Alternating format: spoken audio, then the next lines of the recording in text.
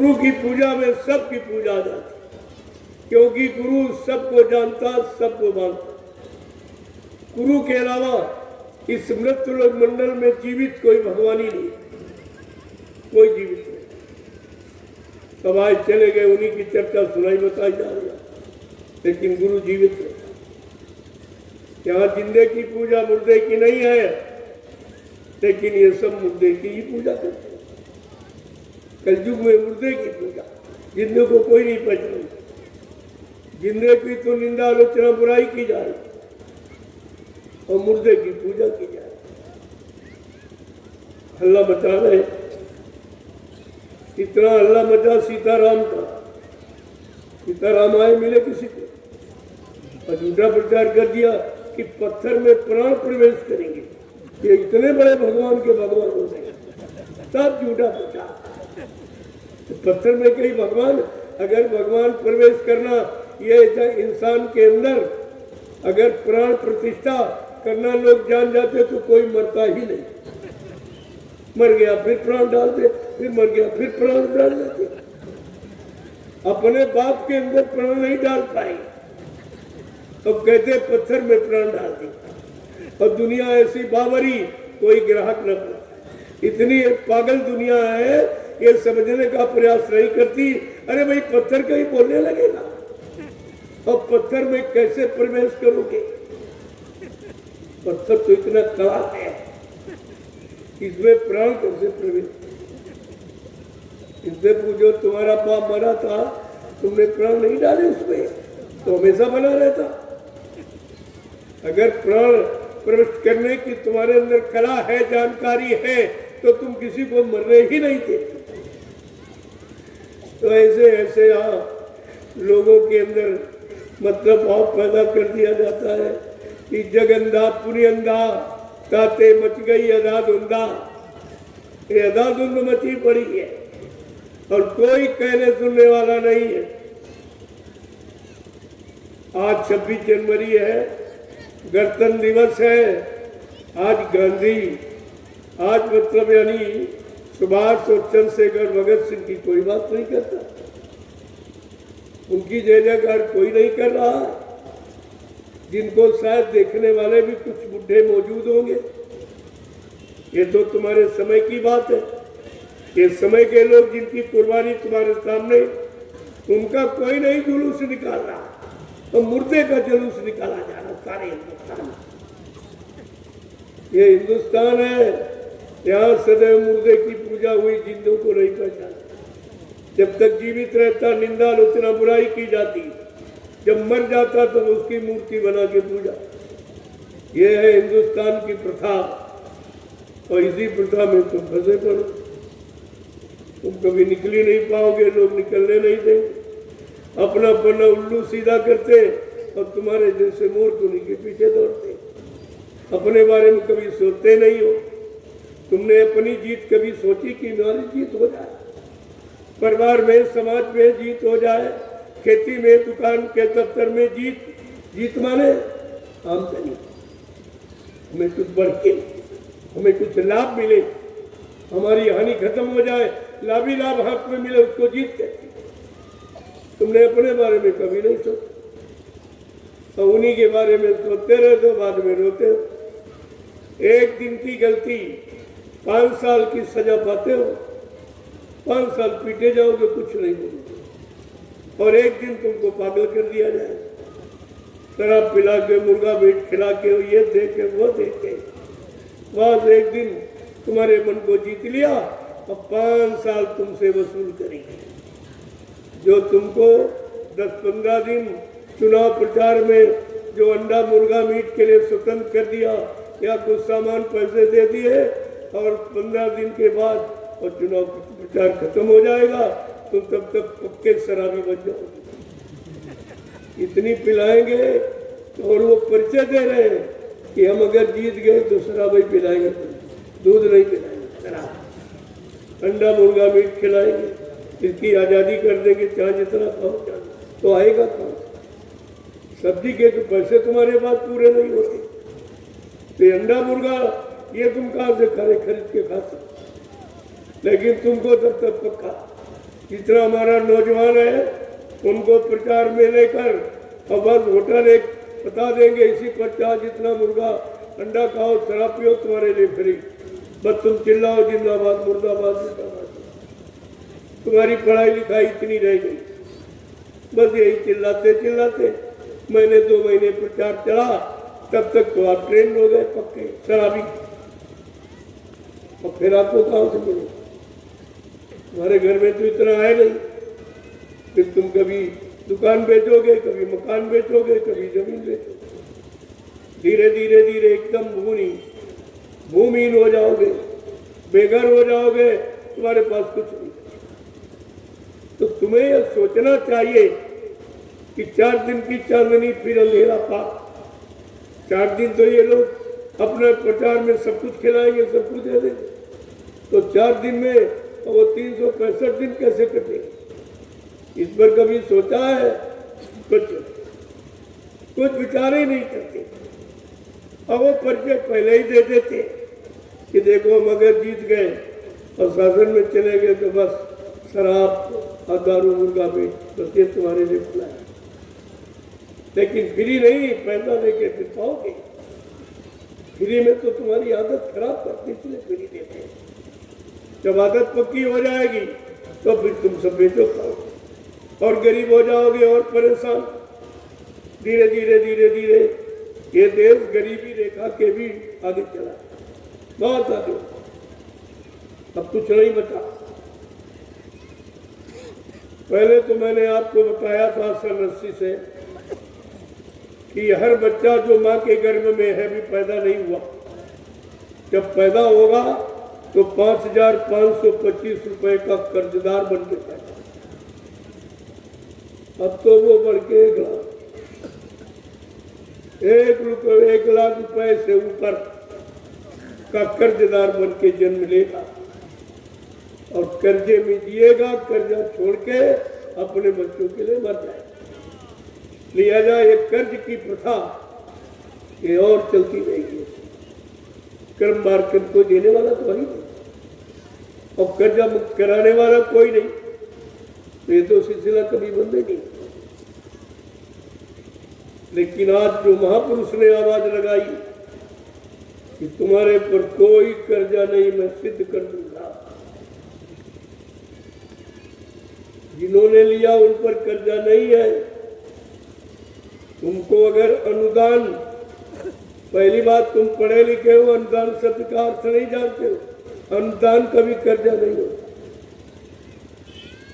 तो तुमको कर्जा बताया गया और उसी कर्जा पर ब्याज चक्रवृद्धि ब्याज लग रहा और तुमसे लिया जा रहा।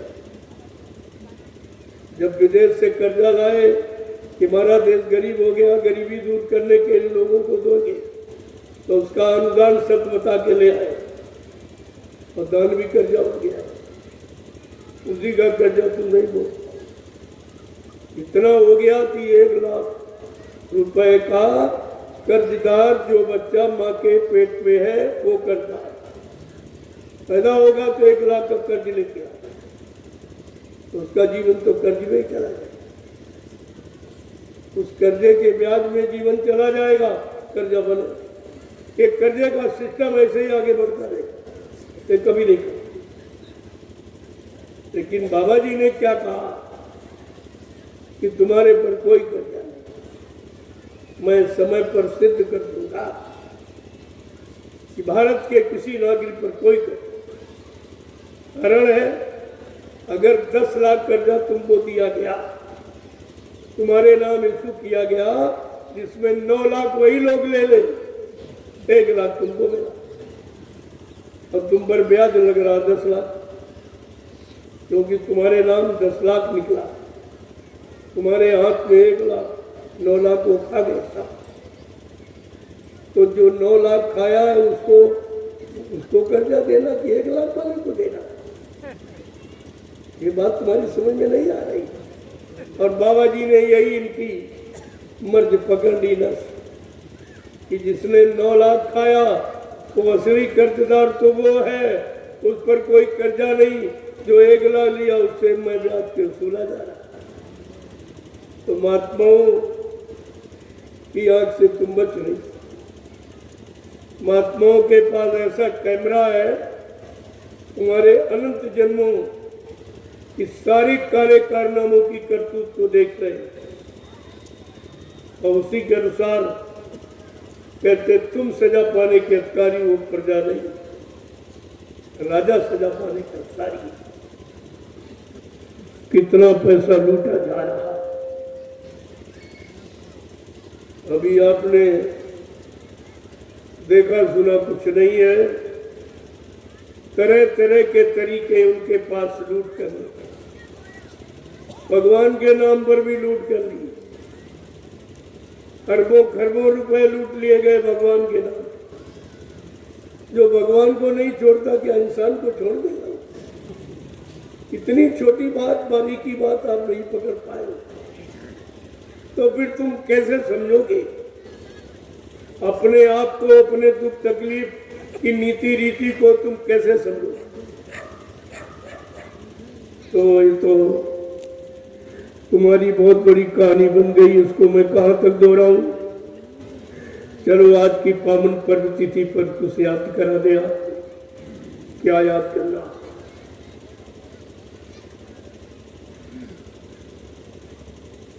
जय गुरुदेव। देखो, किसी काम को करने के पहले हमारे धार्मिक देश की एक परंपरा है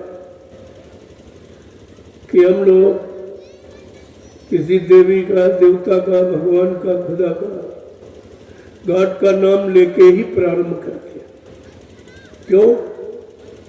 कि भगवान, खुदा, परमात्मा साक्षी। लेकिन जब साक्षी समझोगे तो बुरा काम कैसे करोगे? लेकिन कहने के लिए कह देते, मानकर व्यापार खोलते हो, दिन भर लूटते हो।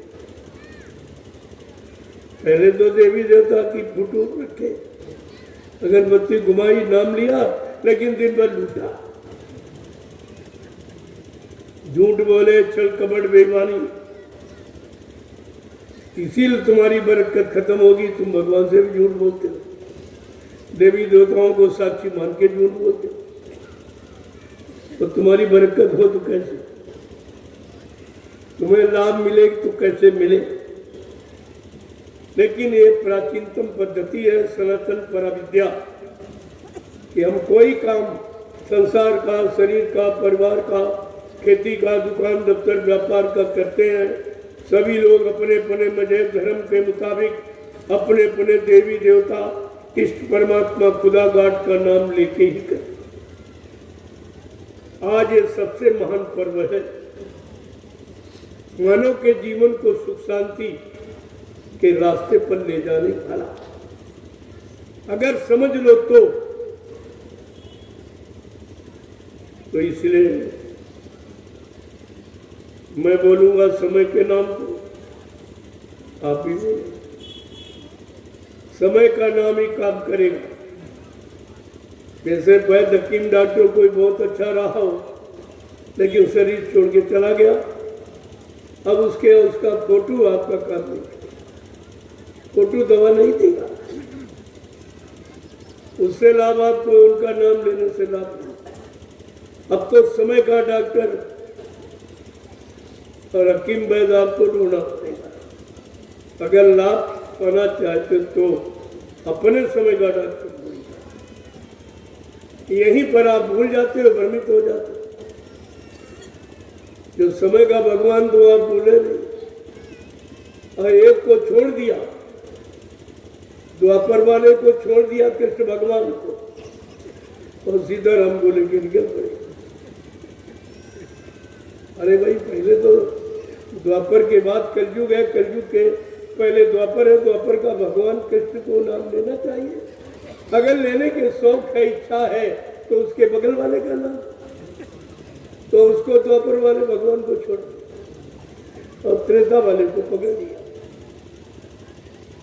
पहले ये देखो जानकारी कैसी है, और इस पर किसी ने टिप्पणी नहीं की है, भाई ऐसा क्यों कर रहे? सीरियल तो द्वापर का है, कलयुग के पहले द्वापर का, द्वापर सीरियल में है, और द्वापर में भी भगवान था और त्रेता वाले से बड़ा था। वो 16 कला थे, ये 64 कला थे, ये योगी थे। क्या ये नहीं काम करते? अगर बड़े से संपर्क हो जाए, बड़े अधिकारी से, तो छोटे को कौन पूछेगा? लेकिन नहीं, क्योंकि तुम जानते नहीं हो और तुमको इसका राज बताया भी नहीं गया और किसी महात्मा ने चर्चा ही नहीं की कि भाई द्वापर वाले कृष्ण भगवान को क्यों छोड़ दिया। क्या वो कमजोर थे? वो तो इससे बड़े से 64 कला थे, वो योगेश्वर थे। कहने का मतलब जब तुम्हें कोई जानकारी आई नहीं और बताने वाले चुप हो गए, उन्होंने भी कुछ नहीं बताया और ये अपनी मनमानी बखेड़ा खड़ा कर दिया अपने लाभ के लिए, तो तुम ऐसे ही रह गए कि भाई कलयुग के पहले तो द्वापर का नाम है, द्वापर के बाद त्रेता, एक युग के भगवान को छोड़ ही दिया बिल्कुल। क्या वो कमजोर था? वो नहीं काम करता कम से कम, क्योंकि इन्होंने परिवर्तन, त्रेता वाले ने तो 14 वर्ष इंतजारी की तब परिवर्तन कर पाए और द्वापर वाले ने तो 18 दिन में महाभारत करके परिवर्तन दिखा दिया। उसका नामो निशान, उसको छोड़ दिया और उसके पहले अब तुम्हारी पहचान के लिए यहाँ कुछ नहीं जानते थे। ये परमात्मा, धर्मात्मा, महात्मा सब देखा, कुछ जानते ही नहीं। अरे भाई तुम जानकार थे, तुम सलाह देते, तुमको बैठाया गया न्याय के लिए, धर्म की सच्ची सही जानकारी देने के लिए, तो तुम्हें बताना चाहिए था कि नहीं भाई ये तो अन्याय है, तुमने एक युग को छोड़ दिया। तुम्हें तो द्वापर वाले भगवान को पकड़ना चाहिए जो कलयुग के पहले थे और उनको छोड़ दिया उसने तब, जबकि बड़े ये थे द्वापर वाले, ये 64 कला से तो 16 कला, और उन्होंने 14 वर्ष में परिवर्तन कर पाया और इन्होंने 18 दिन महाभारत करके परिवर्तन दिखा दिया। इतने बड़े शक्तिशाली थे, लेकिन ये महिमा तुम्हें नहीं मालूम। तुम कभी इस पर बुद्धि नहीं अपनी दौड़ाते हो कि किसी के बताने कहने के पहले हमको भी सोचना चाहिए कि परमात्मा ने हमको भी तो मनोबुद्धि दी है। हमें विचार करना चाहिए कि पहले कौन आना चाहिए, किसके द्वारा काम होना चाहिए, किसका सहयोग लेना चाहिए। इसलिए पहले मैं बोलूंगा, पीछे से आप सब लोग। जय गुरुदेव, जय गुरुदेव, जय गुरुदेव, जय गुरुदेव। नाम किसका? जय गुरुदेव। नाम किसका? जय गुरुदेव। नाम किसका? प्रभु का प्यारा नाम।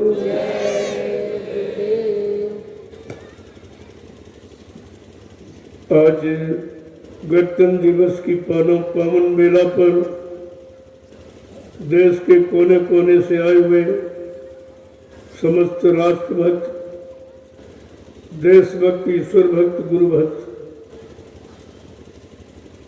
ये कितना सुंदर अवसर हमें देश की जानकारी का कि देश को उन्नति के शिखर पर कौन ले जाएगा। देश में शाकाहारी, सदाचारी, ब्रह्मचारी बनने का धर्मोपदेश कौन करेगा? कौन इन लोगों के अंदर 3 गुण पैदा करेगा? सतोगुण, तमोगुण, रजोगुणी, और उसकी पहचान कौन कराएगा? ये सब जानकारी ऐसे पर होनी चाहिए। लेकिन जब कोई जानकार मिलेगा तब तो इसको राजनीति, धर्मनीति सब कुछ मालूम है और सबकी स्थापना कर सकता। जब ऐसा मिल जाएगा तो इस भारत देश में धर्मनीति, राजनीति की शुद्ध परिभाषा सबकी समझ में आ जाएगी। और सब जान जाएंगे कि धर्मनीति किसे कहते हैं और राजनीति। आप दोनों बिगड़ गई, धर्मनीति भी बिगड़ गई, राजनीति भी खत्म हो गई। रामचरितमानस जैसा धार्मिक राजनीतिक ग्रंथ होते हुए भी कि हिंदुस्तान में धर्मनीति राजनीति कैसे समाप्त हो गई। आपने उसका अनुसरण नहीं किया कि उसमें गोस्वामी जी महाराज ने सब सारी नीतियों का वर्णन, धर्म नीति, राजनीति, परिवार नीति, समाज नीति, न्याय नीति, सत्य नीति, प्रेम नीति, सुरक्षा नीति, सब सारी नीतियों का भंडार रामचरितमानस है।